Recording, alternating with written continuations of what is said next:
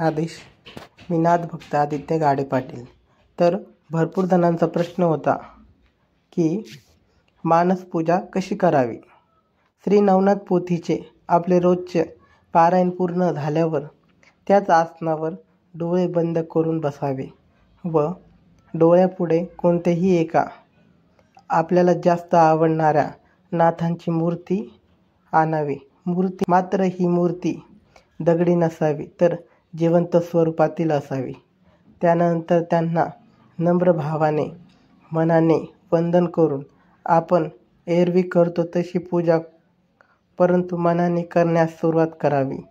पूजेचे सर्व उपचार मनानेच करायचे असल्याने पूजासाठी सोन्या चांद्याची उपकरणे किंवा रत्नजडित समयाही सहजपणे वापरता येतील.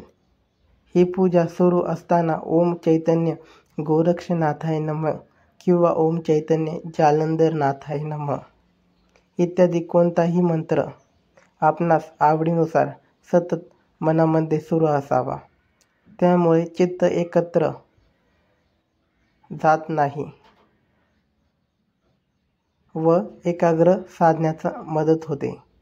या पूजेच्या वेळी नाथांना शुद्धोदकाने स्नान घालावे, भस्म आणि गंध लावावे, गळ्यात हार घालावा, मस्तकावर व पायावर फुले वाहावी, उदबत्ती लावावी, धूप दाखवावा आणि विनम्र भावाने वंदन करावे. नंतर नैवेद्य दाखवून त्यांची आरती करावी.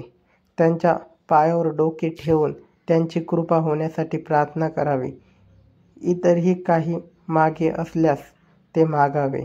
हे सर्व झाल्यावर ती पूजा मनाने विसर्जित करावी व डोळे उघडावेत. मानसपूजा दैवतांच्या जवळ लवकर नेते, त्यामुळे तिचे महत्त्व विशेष आहे.